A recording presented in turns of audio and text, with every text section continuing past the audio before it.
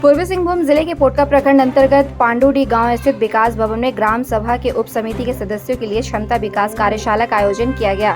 पर्यावरण चेतना केंद्र बड़ा सिद्दी की ओर से आयोजित इस कार्यशाला में 4 समिति के सदस्य उपस्थित थे।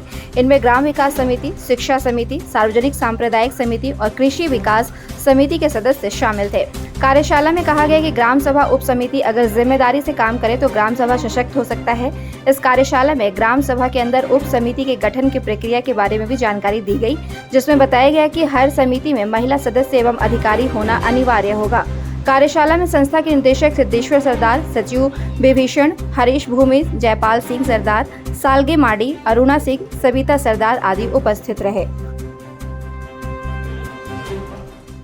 पर्यावरण चेतना केंद्र बड़ा सिद्दी की ओर से 1 दिवसीय ग्राम सभा के उप समिति के सदस्यों का क्षमता विकास कार्यशाला का आयोजन है और इस कार्यशाला में विशेषकर हम लोगों ने 4 समितियों को लिए हैं। 4 समिति के सदस्यों को, जो कृषि विकास समिति, शिक्षा समिति, सार्वजनिक संपदा समिति